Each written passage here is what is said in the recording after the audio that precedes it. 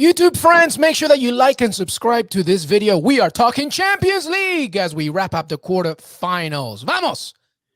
Well, everybody. The Champions League quarterfinal stages wraps up this week to find out who makes it to the final four of this illustrious competition. Jimmy Conrad, Jonathan Johnson are here. Can Man City and Liverpool, who just gave us one of the most entertaining games in recent years, finish the job against Atletico and Benfica respectively? Or will we see a shock result that will once again have our heads scratching on who will win this trophy? Meanwhile, Chelsea demolished Southampton, but can they do the business in Spain? Or will Karim, the Dream, Benzema, and Real Madrid seal this up and once again prove to everybody why they're the most successful club in UCL history? Speaking of history, El Submarino Amarillo, Villarreal look to make their own with Unai Emery as they hope to make their own against a very angry Bayern Munich. We also chat some Europa and much, much more. As I mentioned, Jonathan Johnson, Jimmy Conrad, Qué Golazo Champions League preview begins right now.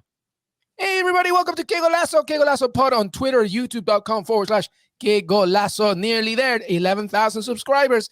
Please help us get there. And thank you so much for your support. Jimmy Conrad is back. I keep dragging him in from In Soccer We Trust. And we just say, In Soccer We Trust, in Qué Golazo We Trust. Jimmy Conrad, how are you? What's up, LME? What's up, JJ? Everybody listening, great to see you as always, even though I can't see you. But hopefully one day we can all get together and have a big in Qué Golazo We Trust pickup game somewhere around the world. That would be amazing. That would be amazing. I've already played with Jimmy. It was a joy to behold, to witness the magic that was Jimmy Conrad. You know what? Your left foot, LME, excellent left foot over there. Thank you, man. Yeah. It means a lot, buddy. I can't wait. And I would love that Qué Golazo in Soccer We Trust attacking third pickup game. That would be amazing. Jonathan Johnson, maybe we fly you in, buddy.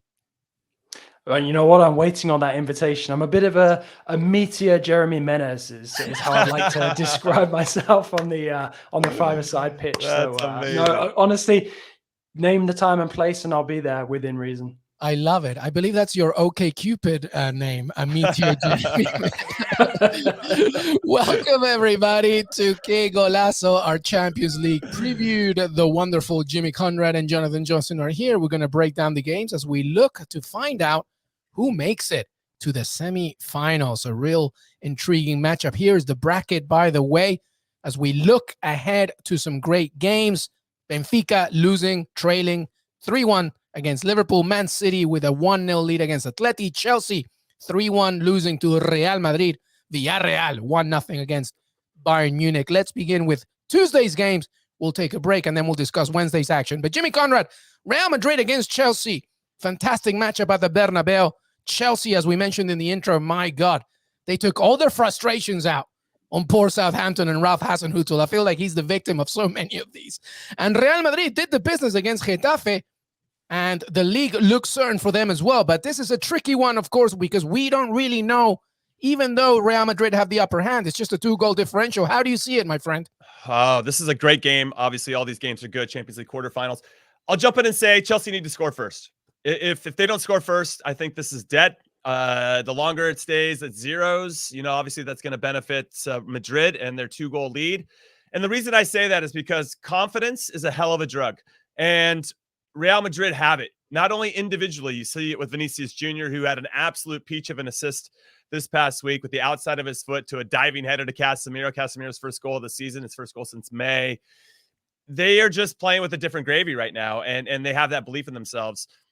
And I think it all kind of set off when they had that miraculous comeback. There's no other way to describe it against PSG in leg 2. So at home, I think they can do the business. That said, when you look at Chelsea's performance this past weekend, I think what Timo Werner provided, and shout out to him for getting a hat trick of hitting all the posts, I think, both the left, the right, and the crossbar. That's not easy to do. That is a gift, everybody. That is a gift that only Timo Werner can provide. And he still had 2 goals on top of that. What I think he provided that maybe they lacked in leg 1 against Madrid was some verticality, allowing, not that Kai Havertz doesn't do it, but his speed, Timo Werner's pace really does allow or forces the opposing defense to have to think about how they want to defend, where they want to set their line. And ultimately, we can talk about these little nuances and details of the game, which I think are super important. But there has to be a mentality shift from Chelsea. Now, they had it against Southampton. They didn't have it against Madrid. I thought Madrid were excellent in leg one. And the biggest reason why was in transition. You guys have played enough. Everybody listening has played in some capacity, small-sided, big games, whatever it is. But when you have a team that when they win the ball, they play out of the situations, you can't even press them anymore. You can't even get close because they're making their decisions so quickly. That was Madrid in leg one. And if that continues in leg two, Chelsea are going to have another long night. But I think they're going to make some adjustments. Obviously, Tuchel knows what he's doing. So this is going to be a great game, not only for just the big picture, but also for the soccer nerds out there that are paying attention to these little things. Yeah, I agree with Jimmy that Real were excellent. And for me, it kind of cancelled out a bit of the bitterness, I guess, feeling like they didn't really do enough against PSG. It was almost handed to them on a silver platter. They really earned that win against Chelsea. And, I don't think the scoreline even flattered them at all. It was a brilliant performance. Some of the best football played by Benzema that we've seen, in a long time. And we've seen a lot of great Benzema performances over the last sort of 18 months, especially. So, for me, when he's on that kind of form, Ballon d'Or winning form, it's going to be very hard for Chelsea to keep him quiet. And that's why when I'm looking at this game, I'm focusing on that Chelsea defense, because if they can't keep Real out, one Real goal is probably going to kill this tie. I don't think, even though Chelsea have that prolific ability about them that we saw against Southampton. Southampton seem to have one of those blowouts at least once a season. So, I'm taking it with a little bit more of a pinch of salt. I'm not expecting Real, to capitulate in the same way that the Saints did. And for me, I think Chelsea's defense, getting that right is absolutely key, as well as the early goal that Jimmy mentioned. If Chelsea can get those two ingredients, going in their favor, then they have a chance. Otherwise, I think that first leg disappointment is going to cost them dear. But, you can't take anything away from Real. It was the perfect performance. And I really didn't think they had it in them after what I saw from them over 2 legs against PSG. Yeah, defensively is where I'm going here, everybody, as we stick around to this conversation of Real Madrid hosting Chelsea. JJ brought it up and listen, in that Southampton game, that back three from Thomas Tuchel, Jimmy Conrad, was exactly the same in the one that they lost to Real Madrid. I'm wondering if Thomas Tuchel is going to rethink a few things. He likes the, three at the back and obviously the wing back situation. But also on the other side, Real Madrid, Militao is suspended for this one. So it'll be intriguing to see what happens there. Luka Modric was rested this past weekend, to your point about transition. How do you expect both sides to line up as they face each other in this game? Yeah, that's a good question. I know that Thomas Tuchel came out and said after leg one that Vinicius Jr. killed him in that space between Reece James and Christensen. I could see a change. Azpilicueta, I guess, is a little bit hurt, or he had COVID, but he's had a couple negative tests, so he should be good to go. I like the matchup of Azpilicueta versus Vinicius. It's a little bit more quickness versus quickness, and it allows Aspi to maybe get a little bit tighter to Vinicius, which Christensen can't do. Because if you get too tight to him when he doesn't have the ball, he's just going to run in behind you, Vinicius. And if you play off of him, then he's going to get it in front of you and run at you. And you're kind of just like, and as I said, I just thought that Christensen looked like a giraffe on roller skates against Vinicius Jr. You look so lost. He did. He was all over the place. I'm now picturing that, Jimmy Conrad. I wonder if Barcelona's rethinking. Maybe Christensen isn't the guy we actually want to sign. Anyway, I think there could be some adjustments, or if not, maybe a different starting position for Reece James, just to make sure that they suffocate the service, block the passing lanes into Vinicius. Ferland Mendy also is an injury concern, which would be a big loss for them to not have Militao and Ferland Mendy in this game. Nacho's either going to have to play out wide or in the middle. So it'll be interesting to see how Madrid adjusts here. But that said, sometimes confidence can overcome a lot of that. Marcelo actually had a pretty good game against Getafe, but still a defensive liability in a lot of different ways. Can you expect him to do the defensive side of stuff? So that would be, if Marcelo starts for Madrid, that's a big opportunity for whoever's on the right side for Chelsea to take advantage. Quickly, Jimmy, Pulisic, is he starting this one? I don't think he will. I mean, if I'm Tuchel, why would you change anything from a team that scored 4 goals in the first half? So he came on as a sub, and they scored 2 more goals after that, but he wasn't involved in either one of the goals. Yeah, for me, I wouldn't tweak it too much. Like I said earlier, I don't think you can expect Real Madrid to roll over in the same way that Southampton did. But equally, Tuchel in this kind of situation, having seen him over a number of years at PSG, he hates losing. It motivates him so much, almost more than being the underdog. So for him to be able to make a tactical statement here, he will be really, really motivated for this. He'll be hungry for it. It was interesting when Jimmy was chatting about sort of the defensive makeup. I wonder how much of that's actually contributing to Chelsea's sort of iffy, recent blip in defensive form, because you've got three guys we're talking about, Azpilicueta, Rudiger, and Christensen, all guys who could potentially be leaving at the end of the season, who are perhaps not as invested in what's going on the pitch now that they've won the Champions League with Chelsea. So, for me, I think this is a real test for Thomas Tuchel and something that he'll relish, being able to get a really top performance out of this team and turn it around. Give me your prediction, JJ, before we jump onto Jimmy. I've gone for Chelsea winning 2-0 in 90 minutes, it going to extra time. Wow. And Real Madrid getting 1 goal. Kareem Benzema might take it. Yeah. That is a really exciting way I like that. to lay that one out. I could see a draw after 90 minutes. I don't think that Real Madrid, though they gave up the first goal to Kylian Mbappe in the round of 16 at home, which because they were playing a high line and took some risks, can Chelsea hurt them in the same way? Timo Werner, maybe not as good of a finisher as Mbappe. I like a draw. I just don't think the Madrid really need to extend themselves. They can hit him on the counter. And I think it'll be a little bit of poking and prodding, maybe a draw in the first half and then a draw in the second half ultimately. But I don't think the goals will happen until the second half. So ultimately Real Madrid winning that one then. Yeah, Madrid will go through, but I could see like a 1-1 here. Yeah, I gave it a 2-1. I feel Vinicius Jr. got a lot of highlights in that first leg. I got to say, it wasn't even his best game. And I feel like Vinicius Jr. might just, give us a little bit of a dose of what we can expect post-Neymar in Brazil. I'm giving it 2-1 to Real Madrid. Can I add that Fede Valverde, putting him in the starting lineup on the front line was excellent in the first leg. His energy alone. Yeah. I don't think Tuchel was prepared for that because he was pressing in a way that maybe an Asensio or somebody else who's more attack-minded wouldn't. Fede Valverde was all over the place and kind of an unsung hero in leg one. He played all 90 minutes this past weekend, by the way, as well. I mean, part of it, though, as well, is that Ancelotti did what I think many of us just didn't expect him to do. He was able to change it up. He's able to go more aggressive. And it's something that we've not really associated with Ancelotti, certainly not in the last couple of years, So for him to show that kind of tactical flexibility, I think caught a lot of us off guard. Yeah, Toni Kroos was rested. Luka Modric was rested. By the way, this past weekend, Gareth Bale was booed, and Casemiro said, I don't like that, everybody. I don't like that. I wonder, will we see any minutes from Gareth Bale, do you think, JJ?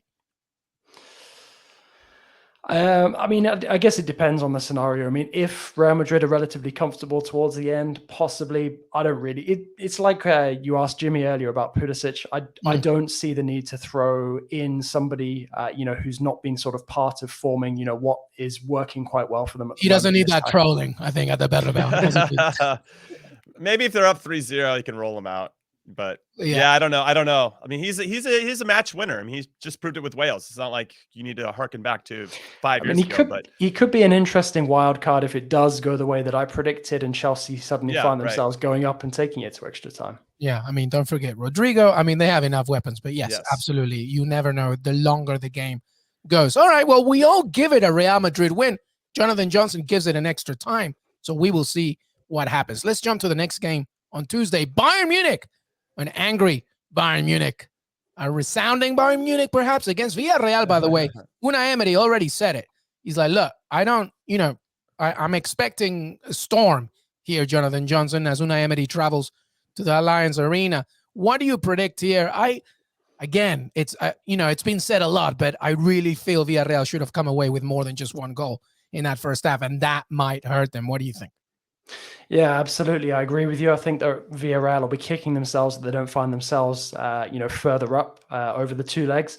I also found Emery's approach over the weekend interesting. 11 changes for that game against Athletic Club. That's very clearly, where Emery's priorities lie, making the most of this Champions League opportunity. But, Villarreal are going to have to be even better defensively than they were in that first leg. I thought there were some very, very strong elements of that performance at the back. You look at the way that Juan Foyth played on the right-hand side, quite an aging backline with Albiol still held up, very nicely. But, I think to expect them to keep Robert Lewandowski at bay over 90 minutes, it's going to be a big ask. I've got this one going to extra time as well, so you'll be delighted if we've got two games going to extra time on Tuesday. You're all about the telenovelas this week, Jonathan Johnson. I love it. You want to take it to extra time. And who wins in the end in that one? I'm sorry to interrupt. What'd you say in that one?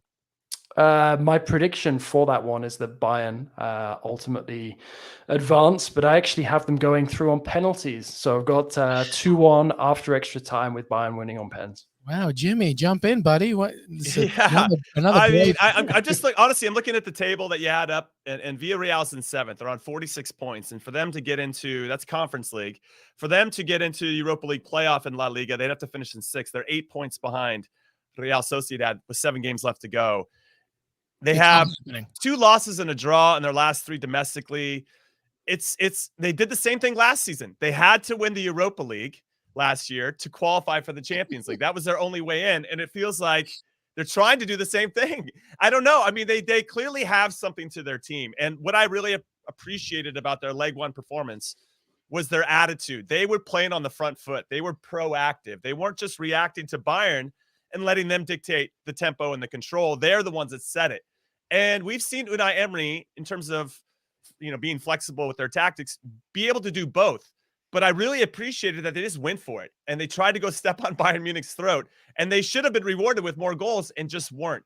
When I look at Bayern, they didn't get a goal, which is pretty surprising, all things considered, because they usually score at least 1 in every single game that they play in. But then when you look at this past week against Augsburg, this past weekend, they had no shots in the first half on goal, and they needed a late penalty to beat Augsburg. Now, Augsburg obviously still making sure they're pushing out of that relegation zone, so they've got a little fight to them. I also want to add, though, we saw Borussia Dortmund recently when they had all of their fans finally back. They could go to full capacity. They lost at home 4-1 to RB Leipzig. This was the past weekend. Bayern were allowed to finally have their Allianz Arena full, 75, 80,000 people. And I don't know if it's just a little bit something different, and maybe they were playing a little bit more guarded or conservative, or it's just maybe so overwhelming. But they didn't look great either. And so I'm kind of curious to see how they perform, because it's going to be a full house. That said, in leg 1 against RB Salzburg in round of 16, they were a little lackluster. Then they went back to Munich and won 7-1.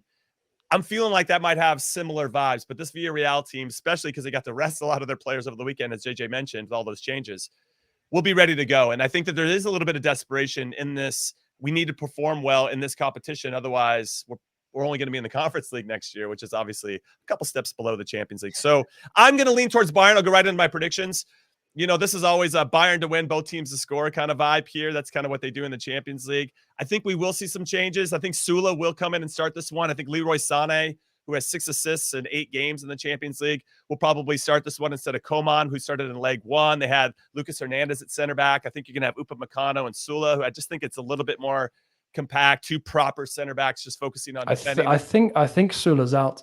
Is he out? Okay, if he's out, then I honestly, it makes me wonder, because because Villarreal likes to punch you in the face. No disrespect to Lucas Hernandez, but having a big center back that can kind of compete with that physicality, it makes a difference. And Lucas Hernandez is looking to more just play. He likes to play. He doesn't necessarily want to get his jersey dirty, or whatever the cliche we want to say. So, but you see a Bayern win here. I do see a Bayern win. I just think they're in regular time so dynamic. Yeah, I could see like a 2. Well, I guess it'd have to be 2-0.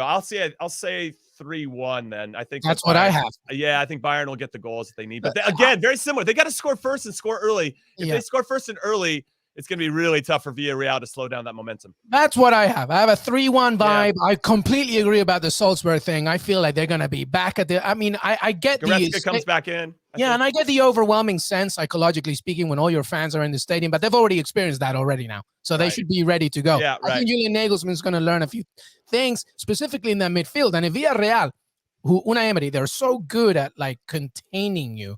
I just don't think I can probably see it in the first 20, but then Bayern, once they get going, I feel that Bayern will take it. And again, I just go back to the original point, Jonathan Johnson, when you give me your prediction.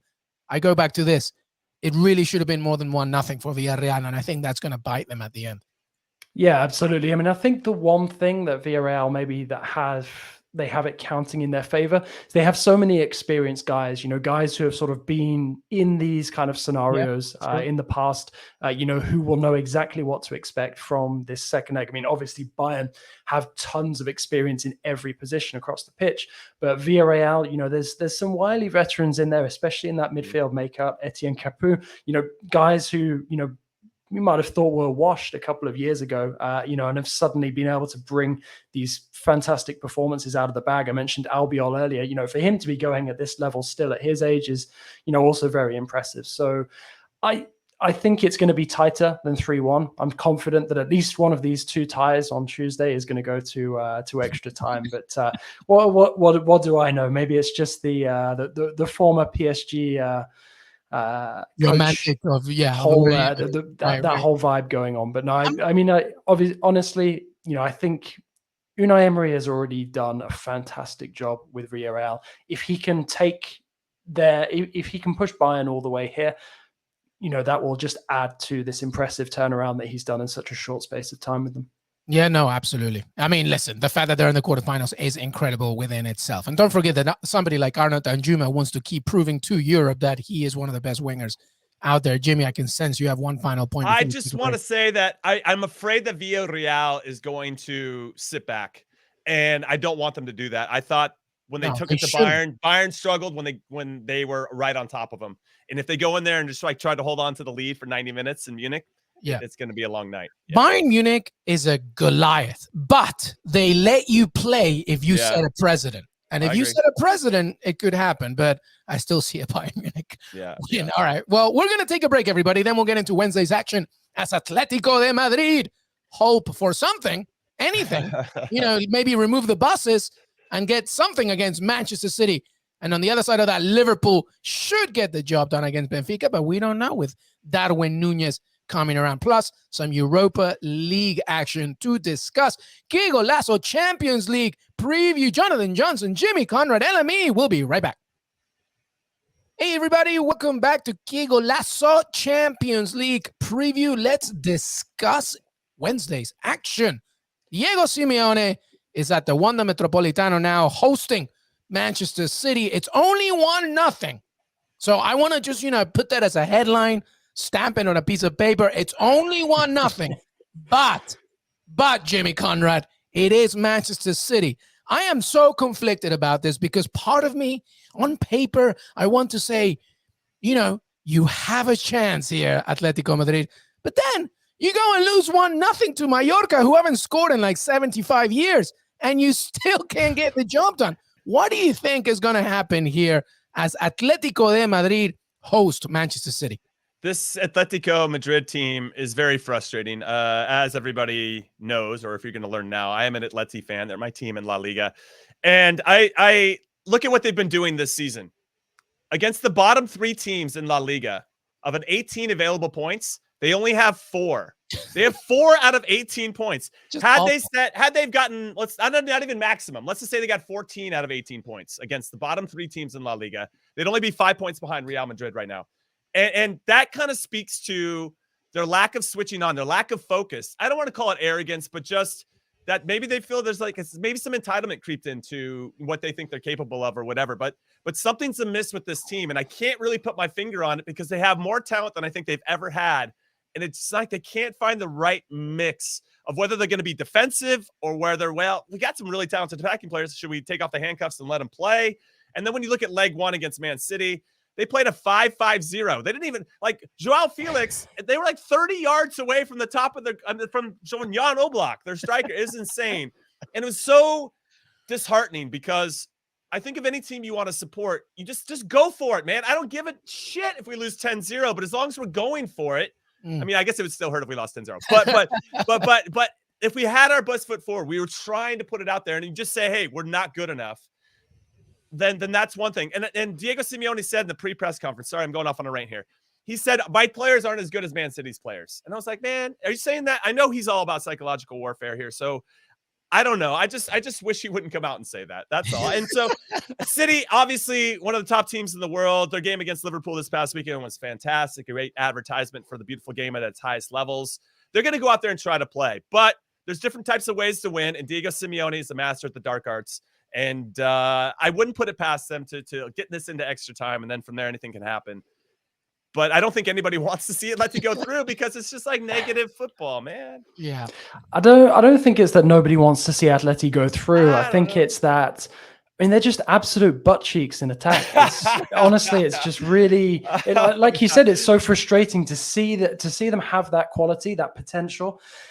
I mean, it's almost like Simeone doesn't really know how to coach this group of players outside of the way that has made him so successful at Atleti. Right, exactly. And I feel we've had this debate so many times about whether Simeone's mentality and the way that, the kind of style of football that he really thrives on, is kind of holding Atleti back now, because they need to be more expansive, at least with this group of players. Otherwise, just cash in, on these sparkling attacking talents and then just go all out, on Simeone's favorite shithouses, which, wouldn't be, wouldn't be, I wouldn't put it past them. But, for me, I just really struggle to see Atleti holding City and scoring the only goal of the game to take it to extra time. Because I think that's the only way that they're going to take it beyond 180 minutes, because I don't see Atleti scoring more than once. Listen, like losing to Mallorca, and all due respect, and I'm looking at the lineup, the starting lineup that Atleti had. To lose like this is kind of embarrassing. And I'm thinking now, Jimmy, that maybe, there's a few issues, right? You've mentioned it, of course. 12 buses were parked against Manchester City. We'll see what happens in this second leg. Jonathan Johnson mentioned, of course, as well about just the tactical aspect of Diego Simeone. But I'm thinking as well, every major club that has a legitimate shot at winning this tournament has a player in the middle who can just be so graceful in transition and make it happen just like that. You think that's Kevin, right? Diego Alcantara, right. Verratti, PSG's not there anymore, but I'm trying to make a point here, right? So you think about all these midfielders who, can just turn it and just make it happen. I look at Rodrigo de Paul's a great player, but he's not that. Not now. Kondogbia, definitely not, because he's more like, defensive mind. Koke used to be. He's not really that much. So where do you go here? Because it's not Luis Suarez. He can't give you 90 minutes anymore. Joao Felix depends on somebody else. Griezmann, where are you going here? Carrasco, I'm trying to think, like, if you're going to make this happen, you got to make it happen right now, because you had 0 shots, 0 on target against Man City. So, I'm with you. On paper, it's only 1-0, but where are we going to go from an Atleti perspective? I'm glad you brought that up, because the midfield against Mallorca, which was Kondogbia, De Paul, and Koke, they're just not very good in transition. And if you're going to hurt Man City, it has to be in the transition game, because they do commit so many numbers going forward, and they gain confidence as the game goes on. So if they can sense that, hey, we're creating numerical advantages, we're creating some numerical superiority in certain areas of the field, they're going to keep creeping until you prove otherwise. And the thing is, Atleti doesn't prove otherwise. And imagine you're Atleti, right? And you decide, okay, when we're going to set up shop, our line of confrontation in coach speak is 40 yards away from our own goal. We win the ball. We still got 60 yards to go. And now we saw it in evidence in leg one that Joao Felix is trying to dribble through 4 guys by himself. Griezmann's not as connected as he should be, or he's tired because he's been chasing people around when City have the ball. It's really frustrating. And almost to take a page from Villarreal's book against Bayern Munich, you have to go out there and punch them in the face. You have to let them know this is going to be a long 90 minutes, but you're not going to do that by sitting 40 yards away from your own goal. You're going to be doing it higher up the field. Now, obviously, you got to pick your poison there, because City are very good and train in playing through high pressure and train through working that out. And they got some excellent players that know how to solve. Jimmy, it's butt cheek football. It's butt cheek football. And so I don't know. I really don't know, outside of like the intangibles, being resolute, being disciplined, that type of stuff. That's where more often than not, Diego Simeone managed teams are A+.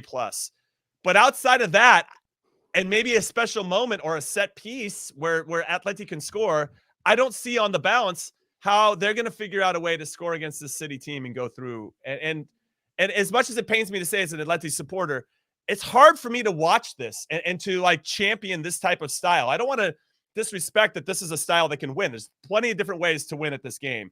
It just hurts to see this, because if only because of what JJ said, there's so much talent on this team.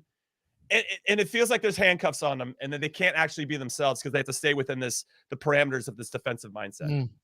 You know, listening to Jimmy's bleating right now reminds me of myself when I'm watching the French national team under Didier Deschamps, especially when they won the 2018 World Cup. And I think that's realistically the only way that Atleti are going to make it through, if they take a similar approach. And I think the key to that, especially going forward, is Griezmann. You have to, like you said, he has to be more involved. I think you have to make him the focal point of the team in that sort of 10 position. Sure, you're going to have to hope on somebody, you know, bringing their shooting boots and hitting the back of the net at least once in 90 minutes. But I think, you know, Griezmann is going to be absolutely key to Atleti's hopes of going 100%. Through, because if you can make him sort of, you know, talismanic within the match and that key figure, then they stand a chance, because I expect them to give City a difficult time, you know, be tough to break down. Whether or not they can hold out over the 90 minutes remains to be seen. But if they don't score, it doesn't matter. You know, City can score as many goals as they want. It really depends on whether Atleti can muster up that goal, because like we said earlier, you know, we're pretty much in agreement that Atleti aren't going to score more than once. So they need to find that opportunity and take it unexpectedly and push this game beyond 180. Griezmann needs to be that player. You're 100%. Simeone needs to look back at tape and be like, this is why I brought you in the first place originally all those years ago. Just get that number 10 role and feed Joao Felix. You have to. Joao Felix is not going to hold the ball for you. Joao Felix is relying on some kind of... He's seen service. Yeah. He needs something. Exactly. He needs a serviceable attempt from the midfield to make it happen. And right now it's not happening. Quick predictions. Jimmy, go. I'll just say that Diego Simeone did what he set out to do in leg one. They just want to give themselves a chance in leg two. They just want to give them a chance in leg two. I just want to say the first 15 minutes at home against Manchester United, I thought they were very good. And Joao Felix scored a good goal off a good cross, got some service, as you're talking about.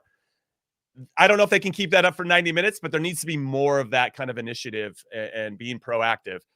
I just don't know if they're going to be able to do it. However, with City maybe being a little bit tired, a little banged up from the Liverpool game, maybe there's something there. A response losing to Mallorca. At best, I'll give Atleti a draw, but I think City wins this by a goal. Yeah, I'm going 1-0. And Jonathan Johnson, I'm taking this one to extra time, but with Man City winning. What do you say? You know what? I'm going to disappoint you guys. I've gone for City to win 2-0. I think that it'll stay tight right up until the end. And I think when it becomes clear that Atleti aren't going to get that goal, I think City will pull away. Well, there you have it. But it should be an interesting one. But please, Diego Simeone, Cholo, escúchame. I don't want to see what I saw last week. I beg of you. Please. Please. All right, let's go to the other side. The final game on Wednesday as well. Liverpool host Benfica 3-1. It should be fine, you would think. But, you know, you never know in these situations, especially when somebody like Darwin Núñez, who not just scored in that game, but he scored a hat-trick this past weekend. He's feeling it. Our very own Fabrizio Romano is reporting that Benfica will sell him. Obviously, a lot of suitors. He wants Europe. He wants big clubs. But it's not just about Darwin Núñez. Benfica really need to make it happen if they're to do anything here, Jonathan Johnson. I think that in the recap last week, we all said, look, it's done and dusted. Is there any hope for Benfica as they face Liverpool? Not really. I haven't changed my mind that much on it. I still think that Liverpool will go through, but I think for Benfica, this is more about playing for pride, you know, keeping it tight, you know, going toe-to-toe with Liverpool. Sure, if they get an early goal, you know, then things could change. But as we saw in the first leg, you know, it kind of took a really shoddy piece of Liverpool defending for Benfica to score. I mean, if you give Núñez even half a sniff, you know, in the penalty box, he's going to take that opportunity. And it's funny, I remember we were talking about Núñez, potential clubs where he could move on to next after Benfica, and I suggested Atletico Madrid. I think he'd be a good fit there if he does end up going back to Spain, because of course he's played for Almeria before. But in terms of this game, I think it's going to be tighter than it was in Lisbon. You know, I think Klopp may well make a few changes. I'd be surprised if Luis Diaz doesn't come back in, given how well he played in the first leg. And ultimately, I expect him to play some role in Liverpool, just about sneaking this. I went for a 1-0 Liverpool win. But if Benfica get an early goal, you know, anything could happen. I just don't think it'll involve, you know, Benfica taking this beyond 90 minutes on the night. Yeah, what's also interesting from a Benfica perspective is that they have Sporting Clube de Portugal this upcoming weekend. So they have their own big game and big derby to focus on as well, even though the league's pretty much out of reach for them, but they don't want to lose to Sporting, of course, when they have an opportunity. Liverpool this game is sandwiched between two City games. The next one's the FA Cup semifinals this weekend at Wembley. Liverpool have too much. I mean, we saw them with a 2-goal lead in the round of 16 against Inter, and they lost 1-0, but Lautaro had to score maybe one of the goals of the Champions League to actually get past Alisson. I just love the signings that Liverpool make. I mean, Luis Diaz is another example of that, where he's made a tremendous impact. He's really jumped into the team seamlessly, and because you have that type of depth and that you can rotate out a Jota and a Mane and bring on Firmino and Diaz, it's just ridiculous. It's ridiculous. And so I don't see Benfica getting into this. They haven't been very good away from home in the Champions League so far. I know they scraped by to beat Ajax in the last round in Amsterdam, and that was enough to see them through. But it was still kind of scrappy, and I just don't see scrappy. I honestly don't think scrappiness is going to be enough to beat this Liverpool team. Liverpool are going to score at least one, maybe 2 goals, and now you have to get 2 more than that. I just think that Liverpool have too much quality. I think they can see how much this means. I feel like they're in a good point. They had a great performance this weekend, fighting back, being down a goal, so they can kind of scrap in their own ways. I'm basically trying to find a way to get Benfica something here outside of Darwin Nunez continuing to perform. It's just not happening. This is probably the most slam dunk of the leg to Liverpool going through, at least. Yeah. But the thing is, I think as well, there's a bit to play for Benfica in terms of pride. I mean, we now know that Roger Schmidt is probably going to take over as coach in the summer, which means that the players can already start playing for their future. You know, players who impress for between now and the end of the season, assuming that Nunez moves on, which is highly likely. Right. You know, they're going to be looking to play to sort of be part of this future Benfica project under Schmidt. So for me, I think that, you know, even a narrow defeat, as I've predicted, you know, I think that can be considered positively for Benfica.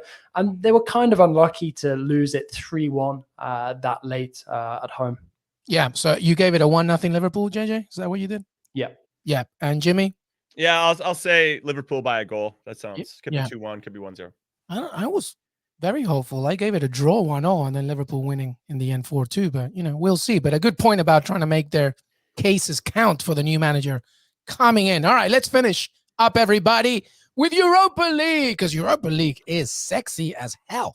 All right, let me give you just the results. And then, you know, Jimmy, you take it wherever you want. And JJ add, of course, but Barcelona, Frankfurt, Barcelona Camp Nou, it's now 1-0 in that game. Lyon West Ham is 1-0 as well. Fantastic stuff from West Ham because they were with 10 men for a while. Atalanta Leipzig also 1-0. And Rangers trailing Braga 1-0. Where do you want to go? Barcelona, I presume, Jimmy Conrad. Yeah, they had a pretty crazy game against Levante this past weekend. Barcelona needed a Luke de Jong header to win the game in the dying minute. I mean, I never thought that sentence would ever come out of my mouth at any point in my whole life. Yeah. And Luke de Jong would even be playing for Barcelona, let alone scoring game winners for them to help them stay relevant in La Liga. But their good vibes continue. Now, Barcelona, since they've been in the Europa League, round of 32, round of 16, and now they have drawn the first leg and then gone on to win the second leg. So I think that theme will continue in this one. With all due respect to Eintracht, who I thought were very good in the first leg and really came out. Honestly, I'm going to reference Villarreal again, but came out with that type of energy. Like, we don't care if you're Barcelona. Yeah, they press. We don't care who you are. We're going to go out and put our best foot forward. And that's what I want to see from Atletico. But I think that game is very interesting. RB Leipzig, I expected a little bit more from them against Atalanta. Atalanta, though, have only won 4 out of the last 12 games at home in all competitions. So I think there's some room there for Leipzig to get a result. So I think one Bundesliga team will go through, with all due respect to Gasperini, who I appreciate. Braga, I think, is going to get past Rangers. I think Braga is going to be the one shining Portuguese team that's going to actually get to the semifinals of a competition. All the other ones are going to be dashed out. I like Rangers and Van Bronckhorst. And then I'll leave Lyon West Ham for JJ over there. Well, JJ, take it away, buddy. Yeah, well, glad you did. Really looking forward to this one. I mean, there's so much riding on this game, and not just for Lyon, for French football in general, because for Lyon to get to a semi-final, okay, the task would be really difficult up against either a Barça or a Frankfurt if they can get past the Hammers. You know, but that would be monumental, especially with Marseille looking good in the Conference League as well. You know, suddenly there's, you know, hope of, you know, something for French football fans to cheer. So I'm really optimistic. I don't know if I'm optimistic blindly, because I think Lyon should have gotten a better result from the first leg. When you have that man advantage for as long as they did and you don't take advantage of it, you're asking to be punished. But, they were run tight by Strasbourg over the weekend in that draw. And I think that's good preparation for them for this one, because they're going to have to scrap again. But we've seen time and again Lyon raising their game in Europe, and I expect them to do the same here. And I actually fancy them to just squeeze past West Ham. Like I said, maybe that's me being overly optimistic, but I just feel like West Ham, especially when I'm looking at them in the league, they seem to have lost a bit of that momentum. I'm just hoping that Lyon can capitalize on that and give us, two potential European semi-finals to look forward to here in France. Yeah, it should be a fun one. It was a fun first leg, of course. Let's do something fun here now that we've wrapped up both the Champions League and Europa League. And let's just get to how the brackets would look. All right, so all of us have an agreement that Real Madrid wins that one against Chelsea, correct? Yes. All right? Okay. So, and Bayern, we'll have Bayern winning this one? Yeah. Yes. All right. So, Real Madrid, Bayern win on Tuesday. Man City win here. Sadly, Jimmy, you agree, right? Against Atleti? Yeah. Yes, Man City goes through. That's correct. And then Liverpool wins against Benfica. So, that would mean it's Man City against Real Madrid. Is that right? In the semifinals? Yep, that's right. And then Liverpool against Bayern Munich. Woo, baby. Let's have some fun. All right. Which I actually, well, both of those hurt, but Liverpool's got a little bit more of a difficult schedule to end the season in the Premier League and playing Bayern over 2 legs. Not to say that Madrid wouldn't take it out of Man City. Just gut instinct. Who do you have winning that? Liverpool, Bayern Munich. Oh man. I'll go Liverpool. All right. Okay. JJ? Yeah, I'd go Liverpool as well, but I think them advancing past Bayern could cost them a bit of ground in the Premier League. Yeah. Agreed. All right. Well, back to you, JJ, and then Jimmy. You add Real Madrid, Man City. Who would you have there? So for that one, I'd go for City. I don't know if I'd put them going through comfortably. I think that one would definitely be a really entertaining 2-legged affair. But yeah, I'd pick City over Real for that. Jimmy? Yeah, I think we got City-Liverpool final, which would be it's destined, isn't it? It is in the stars. Yeah. All right. Well, Europa League, very quickly. We have Barcelona winning, correct? All of us here? Yes. Well, I'm a little conflicted about Lyon West Ham, Jonathan Johnson. You have Lyon, just your heart is saying Lyon. Jimmy, what do you say? I have Lyon. I'm going to tell you something right now. I don't want to do this to you, West Ham fans. I'm going with Lyon, I think, as well. I just think that, I know it's kind of a cliche. I think the home advantage might just be a little too much for a West Ham side, by the way, who rightly said by JJ, I saw them this past weekend. Maybe their minds were a little bit too further ahead on this game, but they did not look that great against Brentford. Jimmy, what do you think? I want it. My heart says the Hammers, but my head says Lyon. I think that when you look at their team on paper, they got some guys that can win games by themselves, and collectively, if Peter Bosz can get the tactics right, he's already gotten to a final before with Ajax in the Europa League. So whatever you think about them domestically, I think that they could figure out a way to get past West Ham here. Yeah, I'm exactly the same then. We're all saying Lyon. My heart says West Ham, but as I think it's going to be Lyon. All right, well, Braga Rangers. I'm going Braga. Yep, okay. I'm going to go with Rangers. What do you say, JJ? No, I'm going to be in the same boat as Jimmy, which means it's probably going to take on water, but Braga. All right, well, the majority wins for the sake of this bracket. Let's say Braga goes through there. Barcelona go through. Braga go through. Lyon go through. Atalanta, Leipzig. I am going with Leipzig as well. I think that record for Atalanta at home is not pleasing to the eye. And to your point, Jimmy, I do see a German side making it through. Jimmy, you agree? Leipzig, right? Yeah. I got Leipzig versus Braga, which on paper puts Leipzig in the final. So you got Leipzig in the final, and then I think Barcelona's in the final. And Barcelona-Leipzig is a pretty good Europa League final, to be honest. And JJ, you have it the same. Who would win that final? Do I have it the same? I think I'd fancy Lyon. Lyon pulling one of their beating magical Barcelona, European moments. Wow. Yeah, I do. Legs. Wow. Well, JJ, I think Ronald Koeman isn't managing Barcelona anymore. No, I think they do what they did to Juve a couple of years ago in the Champions League. Yeah. All right, fair enough. Yeah. Well, the majority wins, JJ. Sorry, Barcelona is through anyway. So, well, if Xavi ends up winning, you know what I will say.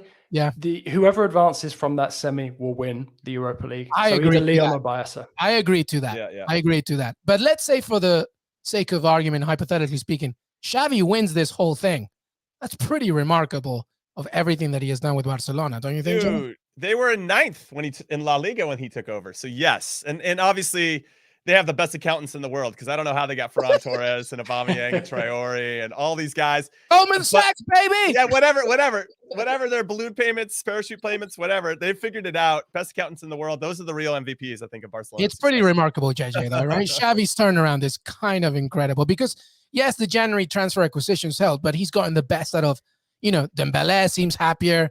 Pedri, to me, is my favorite player right now anywhere. I love him. And obviously, we know how great he is, but you can sense the Xavi effect as well. Mm-hmm. Yeah, absolutely. I mean, it's really impressive the way that he's managed to prolong that new coach bounce, because it's almost like they didn't enjoy it as much at the beginning as they are now. Like just with a couple of those changes, bringing a bit of new blood into the team. You've now got everyone playing with such enthusiasm. It is really good to see. I mean, obviously we all loved Xavi as a player, and now to see him sort of landing on it, sort of flying really at the start of his Barca managerial career, is really, really impressive. So I think as galling as it is for many people to see Barca turning it around, because they've loved how they've kind of been the soap opera of European football this last 12 to 18 months in terms of how much of a disaster they've been.